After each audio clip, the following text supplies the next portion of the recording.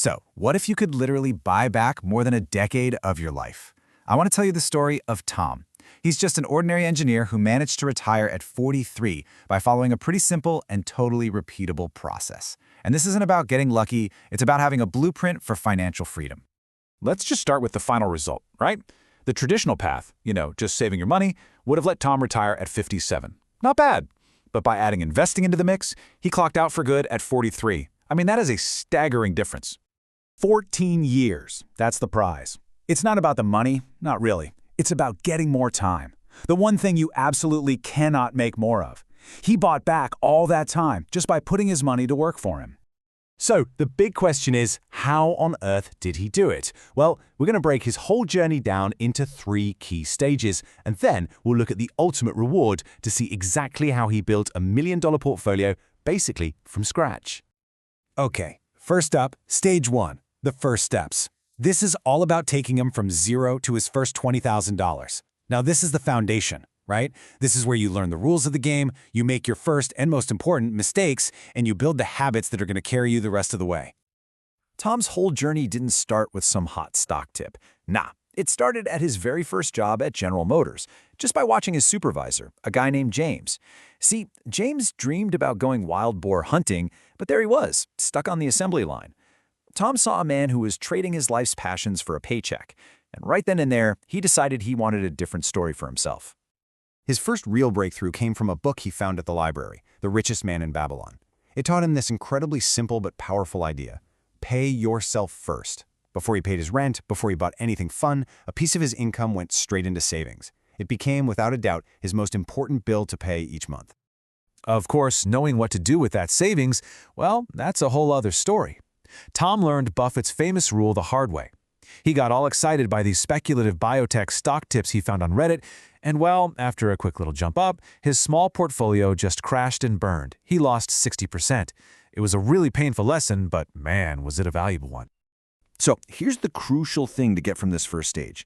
His road to 20 grand was almost entirely fueled by his savings habit. Think about it. He was losing money left and right on bad trades, but that consistent saving of $1,000 a month, it just overpowered all those mistakes. Early on, how much you save is way more important than how well you invest.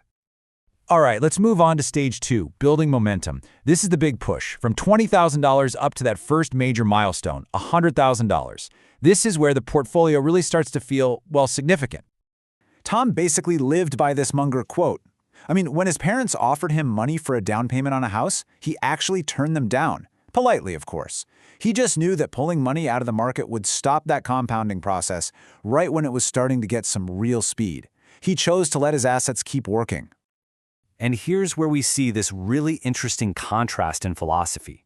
His friend Steven pitched him on this super hot startup, the Walmart of the metaverse. But Tom, who is now following Peter Lynch's advice, was looking for simple, easy-to-understand businesses, the kind any idiot can run. He threw a tiny bit of money at Steven's idea just to be nice, but he stuck to his own process. A huge accelerator for him during this period was meeting Sarah. They totally bonded over books and a shared sense of just being smart with their money. By moving in together, Tom was able to boost his savings rate up to $1,500 a month. Let me tell you, having a partner who's on the same financial page as you, it's a massive advantage. And with that, he hit the big one. As Charlie Munger famously said, that first 100,000 is the hardest part.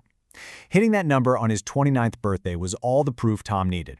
The snowball was real, it was getting bigger, and it was finally starting to pick up speed all on its own. All right, now for stage 3, the snowball. This is the journey from 100 grand all the way to $1 million. This is where the real magic of compounding takes over. But believe me, it's also where your discipline is tested like never before. So, as his income grew and his portfolio got bigger, so did the pressure from his colleagues, with their brand new Teslas and fancy dinners out. But Tom remembered a really important insight. True wealth is the money you don't spend. He resisted that urge to inflate his lifestyle and just stayed focused on his goal. And then disaster struck. Just before his 31st birthday, the market completely crashed, falling by over 50%. In just a few months, it felt like years of hard work and savings had just vanished. He was technically knocked back into stage 2. A lot of people would have panicked. But Tom didn't panic. He remembered the wisdom of Benjamin Graham. He didn't see a crisis, he saw a sale. He looked at the market crash like it was a massive, store-wide discount on all the great companies he'd always wanted to own. So instead of selling, he started buying more. And boy, did that decision pay off. His portfolio came roaring back, and by the time he was 33, he hit this incredible crossover point. For the very first time, his investments were earning more money than he was saving from his salary. The snowball was now officially growing faster on its own than he could grow it himself. Now, during this stage, he also made several other really key life moves. He and Sarah finally bought a house, but they were careful, only spending about 10% of their net worth on the down payment. He also switched jobs for a 20% raise, started dedicating more time to his investing research to actually beat the market, and he even started a small photography business to fuel his passion and his income. And now, for the reward. After all those years of discipline, patience, and just constantly learning, let's see how it all paid off. Just before his 44th birthday, Tom officially became a millionaire. And what's incredible is that 55% of that wealth came directly from market returns. His money had literally worked harder than he had. He quit his 9-to-5, and for the first time, he finally owned his own time. And what about his friend Steven? Well, years later, Tom gave him a call. Turns out Steven had won big on that metaverse stock, but then he lost it all on the next sure thing. He was right back at his old job, his brief retirement just a distant memory. The contrast couldn't be more clear. Tom's patient process led to freedom, while Steven's get-rich-quick approach led him right back to square one. You see, Tom's story isn't about being some Wall Street genius or getting lucky. He was just a normal guy with a normal job who followed a simple, disciplined process. It's just a powerful testament to patience and consistency, and it leaves all of us with one really crucial question.